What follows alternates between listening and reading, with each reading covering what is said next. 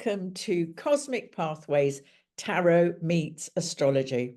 Now, this is a series of 8 videos exploring the significance of the 22 cards of the Major Arcana. Now, for those of you who are not familiar with tarot, the Major Arcana is a set of cards creating a kind of symbolic or archetypal stepping stone to help you understand what life is all about. In fact, sometimes the Major Arcana is referred to as the 22 steps to enlightenment. So welcome to this deep dive into life's mysteries. Now, my name is Sue Brain, and I'm an astrologer, and I've got a diploma with the Faculty of Astrological Studies, and I'm with Gail Carroll, who's a highly experienced tarot reader. Now, Gail is as passionate about tarot as I am about astrology, so we thought we would share our knowledge of how working with the Major Arcana can provide such profound understandings of the human condition, but also about who you are and how you relate to the world. So without further ado, let's start with the first 3 cards of the Major Arcana: the Fool, the Magician, and the High Priestess. So, Gail, over to you. Let's start with the Fool.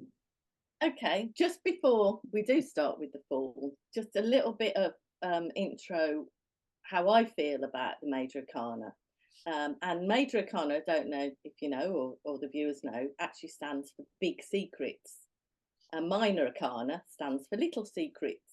That's obviously how it all began many centuries ago. And the cards have been around a long, long time, hundreds and hundreds of years, and have had various incarnations over the years.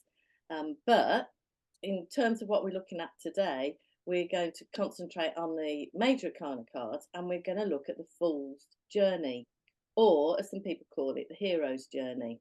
And I'm just going to bring it up, technology willing. See how we go. There we go. There we have the Fool. Let's. Oh, I have to always look at. You can see it now. That's it. That lovely, lovely, lovely. And so I know that you're very interested and have quite a bit of knowledge about numerology. And one of the first things I want to mention is that the Fool is 0 or 0 on the on the whole process. And what are your thoughts then on it actually being that sort of, it doesn't have a number, does it, basically? It is actually, it's not a number. It's not naught. It's actually the sacred cipher, which is the whole that contains all, the all and the nothing. And I'll give you a wonderful experience I had with this tarot card. So I was sitting with a very dear friend who was dying, and he was into all the tarot. And he died, and I was sitting beside him, and I just said to him, "Where have you gone?" And his tarot card was sitting right beside his bed. So I pulled the tarot out, and I pushed the deck out in front of me, all face down, and I drew out a card, and it was the Fool's Journey. And I could hear him laughing. So the Fool is the new journey, the new exploration of something completely unknown. We don't know. We're setting off. We know we're setting off on something, but we're totally innocent about what that journey is going to consist of, or in fact, how it's going to end. Yes.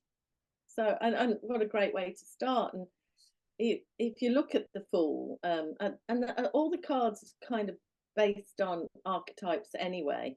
It reminds me of, you know, when you see movie stars and they are typecast. Yes. So Jim Carrey's, you've got the Ryan Reynolds. You wouldn't see them as anything other than playing these sorts of parts, because they embody the Fool to me. And so when you kind of relate it to real life people, larger than life, it's an archetype that is all about new beginnings, setting up that kind of wide-eyed innocence. Yes. And as you can see, young person here is about to step off the precipice of a cliff, has no clue what's going on, and there's a little dog barking at his feet, possibly to warn him. I'm going to put it down a little bit. So you've got your little doggy here that's going to warn him that he's going over the edge. And Yeah. then often wondered what he's carrying. Well, he's right. he's carrying himself, isn't he? He's carrying all his belongings. He's carrying him with him. A lot of people, when they embark on a new journey or they go on holiday, think, oh, I'm just going to leave everything behind. But you don't. You take yourself with you. You take all your problems with you.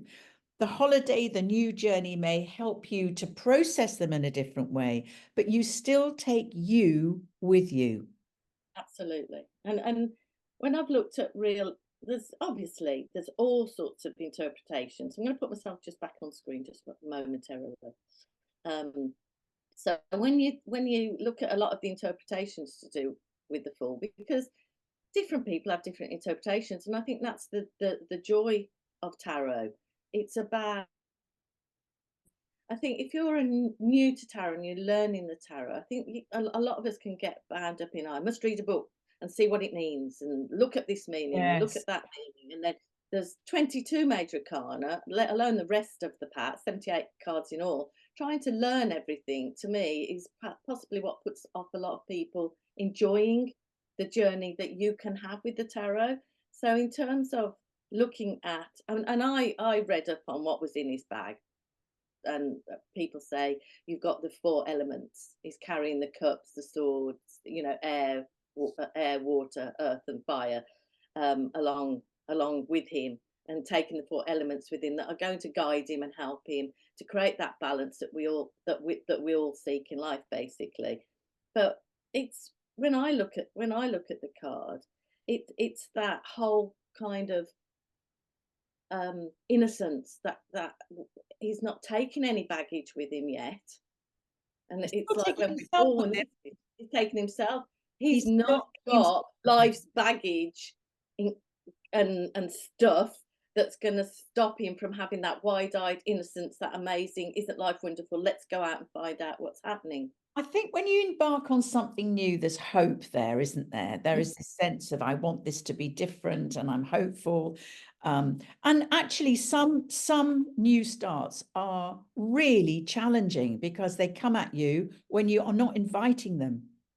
So there is also that element also to take on board with the Fool. But whatever the symbology or whatever's happening in your life, what really is happening is you're starting something new. And in astrological terms, the tarot, the Fool is ruled, inverted commas, by Uranus. And Uranus is the god of surprises. So the shocks and unexpected things. So when we are on a new journey, we do come across things we haven't factored in. So it is about being wide-eyed, absolutely. But there's a wonderful saying, which is trusting God and tie up your camel. I've never heard that before. Brilliant. Absolutely. So I would, that's brilliant. I live and die by that. Yeah. Where's the camel now, Sue? It's parked outside in my garden. Yeah, we should all have a camel. But yes, I know it's the metaphor. Love it. Go. Yeah. So is there anything else that we want to say about the Fool before we move on to the Magician? Well, the only thing I would say is this is the start of the journey, and the whole major arcana are going to take us through all the archetypes and all life's experiences, everything that we all go through at some point in our lives, and that's why they're so relevant.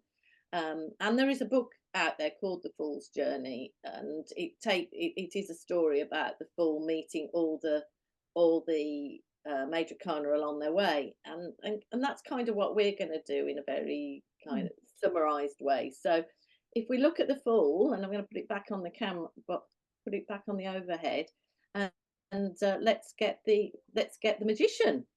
So I when he just first, just to finish off with this, we are on yeah, you and I are currently on the fool's journey doing this video. We've never done it before. We've never worked together before. So we're going to be learning things as we go along, and absolutely. things will come into our space that we didn't realize. And I think everything that we start afresh is the beginning of the fool's journey, and our lives are peppered with that archetypal energy. Yeah, absolutely. So, so Hey, the next card we're looking at is the Magician. yeah, I realised I might have these back to front, mightn't I?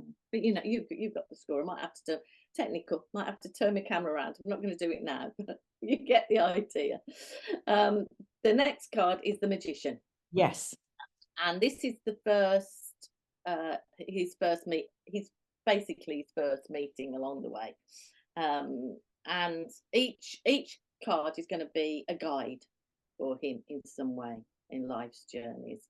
And when I do a reading, that's how they show up. They show up as guides, and these are the bigger picture guides that come along and teach you something exactly where you are at this point in your journey in life. And that's what I love about the cards, totally. And it's weird how always the right cards turn up at the right time. But the Magician's here to teach the fool all the necessary skills and guidance throughout the fool's journey. And the Magician turns up very much in different ways along the way. Now for me, he's he's pointing towards the heavens, and he's pointing towards the earth, and it's all about balance. So this, I'm going to bring him up a little bit here so you can that's see. nice to see him. I love the symbol of infinity over his head. Yes, yes. Tell us about the infinity symbols. Well, the infinity symbol is all and nothing again, but it's this sense of we are part of something so much greater than I think we can possibly imagine. And we're living on in this physical body, on this physical earth, trying to make sense of it. And I do feel that there is a very strong part of us that is wanting to connect with this something greater, and this other huge part of us that wants to be in this physical body experiencing creation, if you like. So I think there's always a tension going on between the desire for this connection with the higher realms and ascension, if you like, and this desire to stay very present and in the physical body and being part of creation. And what I like about the Magician, he's associated with Mercury. Now, traditionally, Mercury was the messenger of the gods, according to the folklore. But he's also represents the merchant, and he's very much connected to the intellect and the mind. So Mercury's very curious. And we Yes, can't move on in our life's journey unless we're curious, because otherwise we'll be frozen in the moment of, I don't want to move. But your curiosity, your desire to learn, I think we've all innately got a desire to learn in some level. It sort of enables us to move on and absorb new things, as you say, simulate new skills and talents. yes, And also it's about communication. Mercury is all about communication. So there's this sense of Mercury buzzes about. So this is a very, according to astrology, a very active card, which is full of curiosity.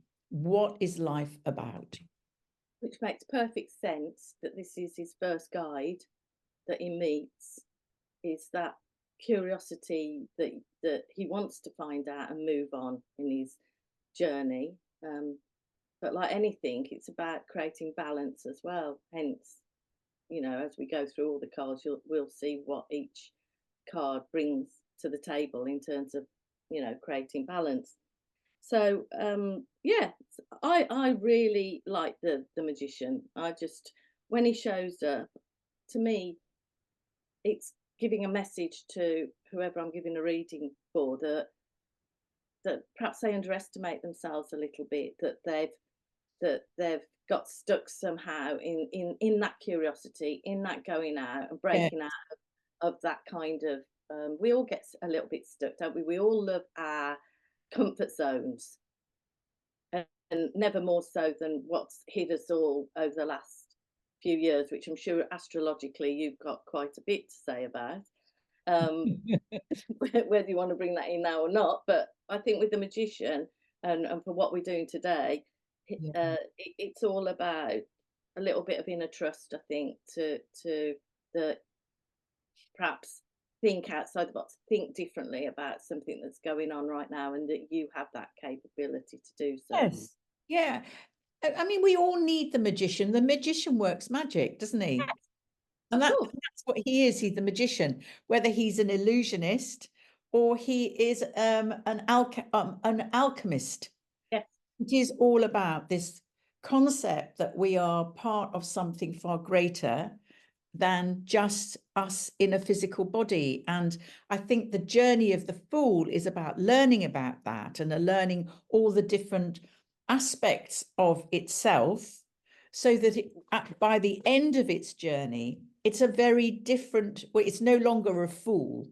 Yes. It has a profound understanding of all the different elements that creates something which is whole, and or a person that is whole and connected to themselves. I'll put it that way. Yeah. But like anything, this is the Fool's journey to completion, finishing at the end with the world. Depending on where we are in our lives, we might need a bit of the Fool. We might need a bit of the magician kicking in, because we've forgotten that step. We've forgotten that part of life's journey. And to me, that's what the cards do. They're just a reminder. They just shine a little path that you've lost. Perhaps you've lost your little way. It's time to tap into the Fool for a bit. Yes, and tap into the magician and tap into your talents and your understanding of the fact, that you are this quality of the messenger is very present in you. And the need to communicate, the need to understand what's going on in the world around you and how you relate to people around you. And that is the element of air, isn't it? Yeah, absolutely. That Mercury is all air. It is an air sign. Yeah, it's the ruler of Gemini. It's also the ruler of Virgo, but we'll come on to that later. But but on the Gemini level, absolutely, curiosity, wit, quick-minded, wanting to explore life. Yes. Now, in the now, in the now. Yeah. Right. Shall we go on to, let me change the thing. Is there any more to say about? Definitely. Let's go to the High Priestess. Yeah, let's get her in. I love her. Yes. Well, because of what we do and where we are in our lives, I think a lot of people in our space are absolutely identified the High Priestess, because she is all about that. Can you pick her up and show us? I can pick her up. Let me. It's all right. It's just a bit counterintuitive, this camera. Yeah, no, you're doing really well. That's it. All right. Is that okay? Yeah. Well, I love the fact she sits between the two pillars of knowledge. Now, I can't pronounce them, but it's something like Baz and Hakin. The two pillars. Yeah. And I love the fact that she has the moon with the crescents on her head as her crown. So she's very, very moon orientated. And that's it. Traditionally, that's the sign of the card. It's the moon, it's her emotions. She's very intuitive, she's very psychic, she's very there's sort of the willing to explore the darker aspects of who you are. So she's quite a shamanic card as well, this willingness to go into the depth of the unconscious, the other realms, the occult. Yes, definitely. And I think the B and J stand for the feminine and masculine consciousness. Again, all about balance.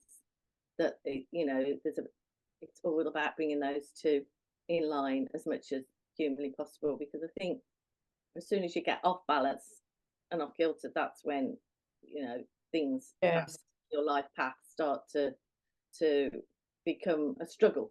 And she is all about trusting your inner intuition and yeah, as I say, I think with the High Priestess as well, she's got one foot firmly on the ground, as well as, like you say, the crown with the moon, and her head firmly. Yeah, and just it's that joining of, because we've still got to live on this earth, and you know, too much earthliness can get you stuck. Too much in the spirit world and up there, you're not creating balance either. So what else can we say about what I like about, she's got the crescent moon, yes.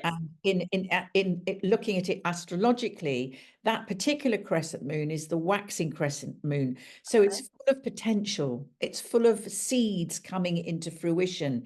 It's full of possibility. It's coming out of the dark. So it's all about trusting the process of reaping what you sow. And that's very much the High Priestess is. It is sitting in her sovereignty, in trust, in sovereignty, knowing that what she is embodying is this potential of working with the unconscious, working with, and she has the scroll of the Torah on her lap. And that is that she holds the knowledge of the world and the universe in her lap. Yes, And the cross on her chest is not so much a religious reference, but it holds the 4 elements, the 4 points. Yes, of the elements. It's so the ancient, embodying the 4 elements again. it's the ancient symbol, the ancient symbol of earth, the cross, the ancient symbol before Christianity sort of absorbed it into their symbology. So she knows about what it's like to be here. Yes. And to use her humanness, to really to demonstrate that the intuition, mediumship, psychic abilities, all of these wonderful things that have been so pushed down are a completely natural thing to offer it to yourself and to anyone else. These are natural, normal senses. And she reminds us that we all sit between these great pillars of knowledge, of the dark and the light. And when she shows up in a reading, for me, it's about connecting with everything you've just said, you know, because a lot of us don't and forget about that side of life and nature, because we're too busy in our daily life just dealing with stuff every day. Get up, deal with stuff, and taking time out to connect properly is so important. Yes. And you know, the other side of you. And we all have the higher priestess in male or female inside us. We all have our higher wisdom. We've all got our higher self, or whatever you want to call it. And our higher self knows what's right and it knows what's wrong. And for me, I know when I'm not aligned with my truth. It's when my mouth is saying one thing and my heart is saying another, or my heart is saying one thing and my mouth is saying another. When the both are saying the same thing, I know I'm in my truth. And that's my High Priestess really helping me with that. Brilliant. Yes. So shall we have a little recap? Yes. So we've started off stepping off that precipice, and then we into the unknown, into the unknown.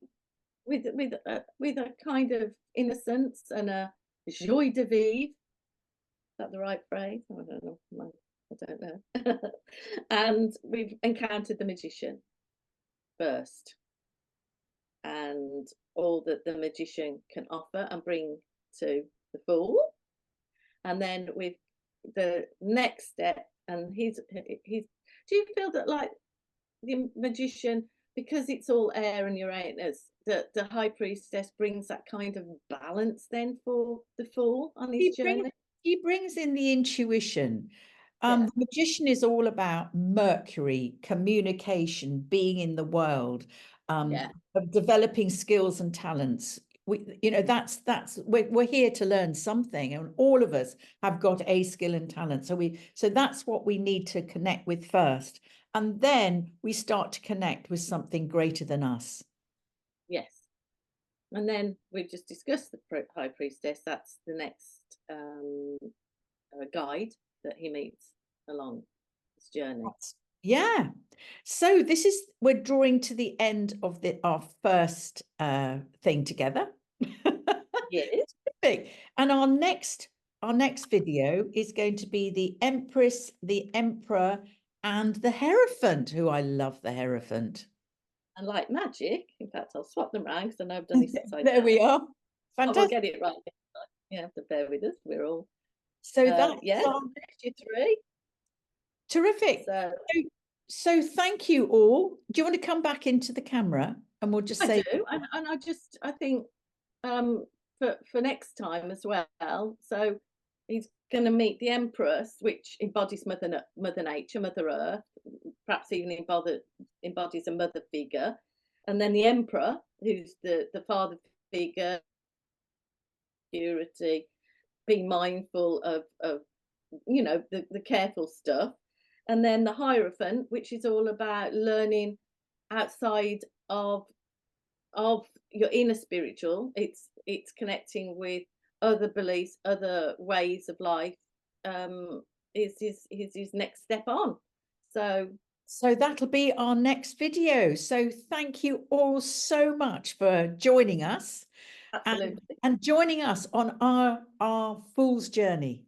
Our Fool's Journey, because honestly, deep diving, I've been looking at these for 40 odd years, and they just sit with me how they sit with me. So like you said, I'm learning from you, and we all learn from each other. And so it's been so lovely to look at them a little bit deeper, to something that I just accept, that this is what it means to me. Yeah. And I think my final message is, these are just our interpretations, and we're just having a chat about them. Yeah. Whatever resonates with you is correct. There is no right or wrong answer. Absolutely. That's exactly it. Anyway, God bless you all, and see you next time.